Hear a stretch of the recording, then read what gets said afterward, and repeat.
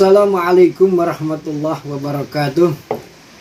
Alhamdulillah wa syukurillah binikmatillah wa ala rasulillah amma ba'du. Para pemirsa sebagai sama manusia dan sebangsa setanah air rahimakumullah. Salam literasi. Kita berjumpa kembali dalam kajian literasi yang merujuk pada sebuah kitab yang kali ini akan saya bacakan kembali, yaitu kitab As-Siyasah awil Isyarah fi Tadbiril Imarah karya Abu Bakar Muhammad bin Hasan Al-Maradi. Kitab ini merupakan kitab yang membahas secara khusus tentang pentingnya literasi, dan bab-babnya pun cukup variatif, tetapi substansinya mengarah pada pentingnya untuk literasi. Pada kali ini saya akan membacakan bab yang ke-6, yaitu tentang fil khulata wal ashab, babakan pertemanan dan pengaruhnya. Babakan ini dipilih tentu saja bukan tanpa arti, justru sebaliknya mempunyai arti dan manfaat yang sangat signifikan. Selama ini kita mengenal hidup manusia sebagai makhluk sosial yang selalu memiliki interaksi dengan manusia yang lain.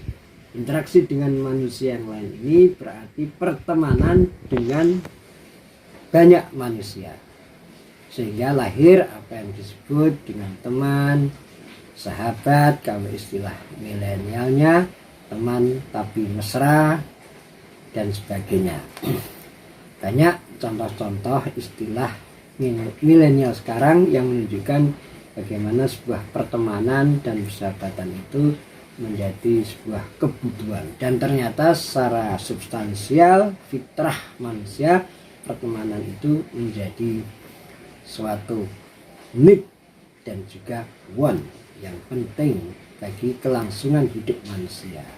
Dan faktanya kita juga melihat bahwa pertemanan itu bisa membawa dampak baik positif maupun negatif. Ibarat pedang bermata dua. Bagaimana kita bisa mengelolanya, apakah bisa menjadi kebaikan ataupun keburukan.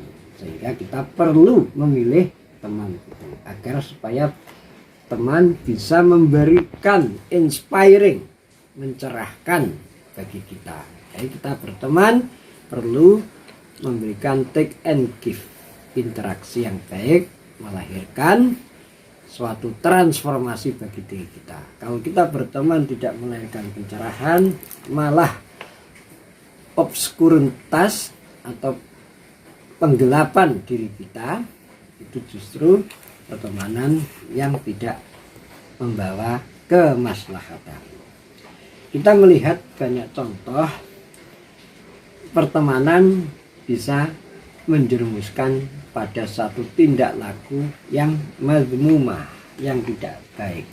Dan ini sudah banyak dikaji secara sosiologis, secara psikologis, secara kriminologis, dan juga kajian-kajian yang lainnya. Misalnya dalam hal orang terjerembab di dalam ekstremisme radikal, bahkan terorisme. Itu juga faktanya dari hasil penelitian menunjukkan cukup banyak akibat dari friendship and kinship, yaitu akibat pertemanan. Saya juga menyaksikan secara faktual seperti itu. Misalnya mereka yang tadinya justru bukan lahir dari keluarga keagamaan yang lekat, misalnya mantan geng motor, hobi motor, bahkan yang lebih buruk lagi narkoba, kemudian juga ada yang bermusik dengan segala eksesnya itu, ada juga yang peminum, anak gaul, kemudian setelah kenal dengan teman dan teman ini sudah terpapar radikal, kemudian diajak ke pengajian, didekati dengan intensif, dan akhirnya menjadi terpapar, bahkan melakukan satu aksi. Kita melihat organisasi-organisasi bawah tanah seperti NII dan sebagainya, dulu cara merekrutnya juga demikian, melalui pertemanan, didekati sampai begitu dekat, dipengaruhi, diindoktrinasi, dan akhirnya masuk jaringan NII dan melakukan apa yang diperintahkan sesuai konsep NII itu. Ini menunjukkan bagaimana pertemanan itu bisa membawa dampak yang multi akibat. Nah, di sini makanya pentingnya mengkaji al-khulata wal ashab, keterpengaruhan dan persahabatan. Saya akan membacakan aku inna sahibassu minal ashghali asyahilah. Berkata sang mu'alif pengarang kitab ini bahwa sesungguhnya teman yang buruk ini mencontohkan pertemanan atau mendapatkan teman yang buruk, yang negatif, merupakan satu persoalan yang sangat meribetkan. Ashghal asyagilah wal afati an-nazilah, dan akibat yang manifest. Kemudian dampaknya juga wal adawa ul qatilah, terapi atau obat yang justru mematikan, bukan menyehatkan. Wa innahu yustahabu min takhayyul ashab. Dikatakan kemudian bahwa sesungguhnya pertemanan itu dianjurkan untuk memilih teman. Jadi ketika kita akan berteman, seyogyanya kita harus memilih. Tapi bukan pilih-pilih ya. Kalau pilih-pilih konotasinya tidak baik. Misalnya kita memilih yang kelas sosialnya baik, yang kaya, yang miskin enggak. Itu bukan seperti itu. Kalau dalam hal pemilihan itu jelas tidak diperkenankan juga. Bahwa agama pun juga tidak menganjurkan seperti itu. Tetapi yang dimaksud pertemanan di sini adalah pertemanan apakah dia membawa dampak buruk atau dampak positif dengan segala kelas sosialnya, tidak termasuk kelas sosial, maksudnya seperti itu. Ma yustahabbu min takhayyurit ta'am wasyarab, sebagaimana diibaratkan, diperbolehkan orang seperti memilih makanan dan minuman. Dia memilih makanan, hobinya makan, misalnya makan telur, tidak suka daging, maka dia akan makan telur terus. Dia bisa memilih ya. Atau minum, dia suka kopi, akan minum kopi terus, teh dan sebagainya. Ini ibaratnya seperti itu. Jadi artinya bahwa berteman itu perlu memilih, ada hak khiyar, hak takhayyur untuk menjatuhkan opsi, tetapi dalam konteks teman yang bisa mendampakkan kebaikan, bukan teman yang memberikan pengaruh yang negatif. Wasuhbatus sahib, pertemanan dengan seorang teman as-su'i yang memberikan dampak negatif, lil ikhtiyar, perlu pilihan. Kasyurbis sami litajribah, diibaratkan oleh pengarang ini seperti minum racun untuk percobaan. Ya, teman itu bisa menjadi racun, bisa menjadi madu, bisa menyehatkan, bisa merusak. Ibarat minum racun kalau kita terjebak ke sahibus su', teman yang buruk.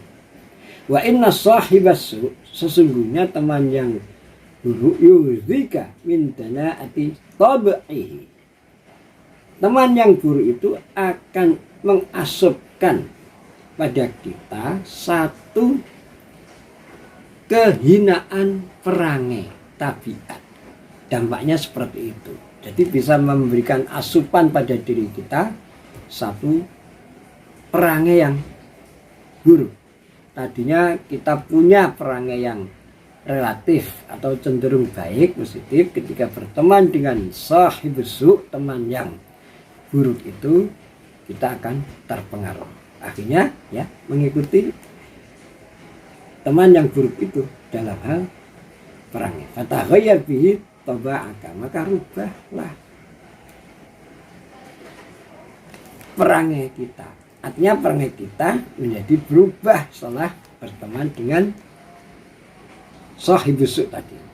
Wa min lagi nanti lafzihi, dan akan merubah pada sikap dalam bertutur kata. Tutur kata menjadi kasar, jorok, menjadi seronok dan sembarangan ngomongnya tanpa melihat kesantunan. Fayufsidu biha kalamaka, maka akan menjadikan ucapan kita rusak karena pengaruh dari tutur kata sahibus su', teman yang buruk itu tadi. Wa min fasadi adabihi, dan rusaknya adab kita. Fayulinu biha ra'yaka, dan juga akan membuat pikiran kita menjadi lentur. Maksudnya lentur apa? Pikiran kita akan berubah menjadi negatif. Tadinya pikiran kita sudah baik, sekolah kita sudah bagus, belajar kita dari keluarga diajarkan kebaikan, tutur kata, pikiran yang baik. Setelah berteman dengan sahibus su', teman yang buruk tadi, akhirnya berubah. Ini terutama sekali buat remaja atau belia yang memang masih labil. Penting untuk mengingat seperti itu ya, untuk mewaspadai dari pengaruh seperti itu. Wahidrika ala su'il adab, dan juga akan mendapati buruknya adab.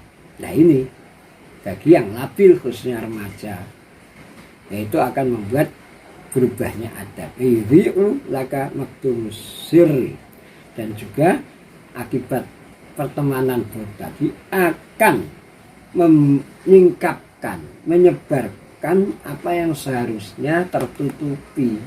Aib kita menjadi terbuka, atau saling membuka aib, padahal itu tidak benar. Perbuatan yang dalam agama juga sangat tidak diperbolehkan untuk membuka aib di depan umum apalagi.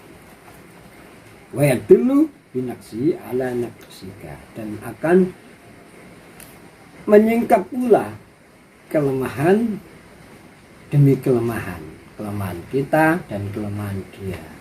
Yang sebenarnya bagi seorang teman yang baik, kelemahan kita akan ditutupi. Justru sebaliknya akan saling memberi, akan saling menyempurnakan. Tetapi ini justru dibuka. Wa bikillati dini ala qillati dinika, juga akan saling membuka sedikitnya pengetahuan dan ketaatan agamanya. Ya ini terutama misalnya saya contohkan dalam konteks mereka yang terjebak dalam ekstremisme atau radikal bahkan terorisme. Sama-sama orang yang mengajak itu qillah din, sedikit pemahaman ilmu keagamaannya, mengajak orang yang sama-sama sedikit pemahamannya, akhirnya menjadi sama-sama sedikit dan terjadilah pemahaman yang sempit, yang yang sumbu pendek, dan lebih lanjut yaitu tadi mungkin dia bisa melakukan tindakan ekstrim.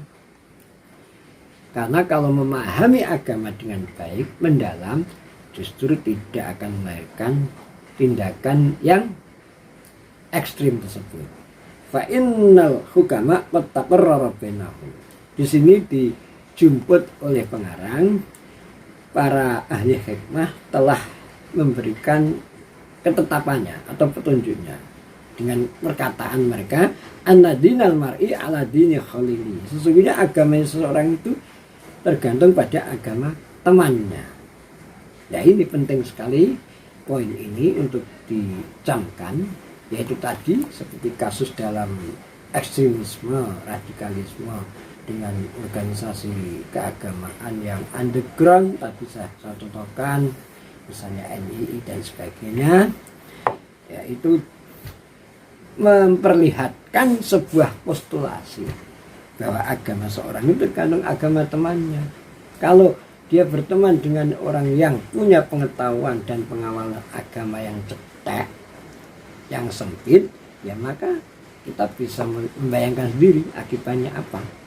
Dia bisa melakukan sesuatu yang justru melanggar agama, walaupun dia sendiri menganggap bahwa ini kebenaran agama, padahal bukan seperti itu. Belajar keagamaan itu perlu lebih mendalam, karena kajian kitab dan sebagainya banyak sekali dan itu perlu dipelajari, dan Al-Quran perlu dipahami secara mendalam dengan banyak tafsirnya.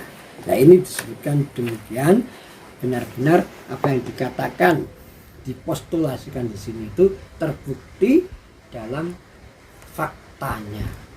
Secara empirik itu kita bisa banyak memberikan contoh yang benar-benar nyata. Nah, para pemirsa, apa yang disampaikan oleh mu'allif pengarang kitab ini seperti yang saya bacakan tadi, saya hanya ingin memberikan catatan kaki bahwa pertemanan dalam persahabatan itu mempunyai dampak yang bisa saja negatif. Ini yang dicontohkan oleh pengarang kitab ini adalah berteman dengan sahibus su', teman yang negatif, yang memberikan contoh keburukan. Ini mungkin contoh yang teman buruk dulu ya, belum yang positif. Bahwa pertemanan itu sangat signifikan, sangat urgen sebagai bagian dari interaksi manusia, termasuk di dalamnya mengenai persoalan pemahaman keagamaan. Tadi contohkan anadinal mar'i ala dini khalili. Agama seorang itu tergantung agama temannya. Artinya itu tadi bahwa berteman dengan orang yang sedikit pemahaman dan pengetahuan keagamaannya, dan lebih-lebih yang sudah terklaim, dia mengklaim bahwa apa yang saya pahami, pelajari dari agama ini paling benar, yang lain salah, yang lain bid'ah, yang lain dan sebagainya, nah itu akan memberikan dampak yang negatif. Ini saat ini terjadi sekali, di mana giroh keagamaan itu besar, orang ingin belajar agama, orang ingin hijrah menjadi orang baik, tapi dia masuk dalam perangkap keagamaan yang sempit. Nah, ini kita tidak menggeneralisasi. Hijrah itu baik. Bahkan manusia itu hidup harus hijrah. Bertambah umurnya harus berubah lebih sempurna, terutama dalam hal spiritual. Tapi ketika hijrah itu justru menyebabkan pengetahuannya cetek dan terklaim tadi, bahkan menyalahkan orang lain, dianggap orang lain salah, itu hijrah yang berdampak negatif bagi dirinya dan juga keluarganya dan juga masyarakat. Sebelum saya akhiri, akan saya kutip satu ayat Quran, yaitu dalam surat Az-Zukhruf. Al-akhila yawma idzin ba'duhum li ba'din adu illal muttaqin. Artinya bahwa teman-teman, pertemanan pada hari ini, yaitu pada saat kita nanti di akhirat, sebagian dari sebagian yang lain itu menjadi musuh. Waktu di dunia dia menjadi teman yang baik, yang mesra, yang akrab, tapi ketika di akhirat, kok dia justru menjadi musuh. Illal muttaqin, kecuali teman-teman dari kalangan orang yang bertakwa. Artinya waktu dulu bertemannya untuk membawa pada ketakwaan. Nah, ini diingatkan oleh Al-Quran sesuai dengan apa yang menjadi penjelasan secara detail dari bab fil khulata wal ashab. Demikian para pemirsa, kajian singkat dan sederhana ini semoga bermanfaat. Wal afu minkum, wassalamualaikum warahmatullahi wabarakatuh.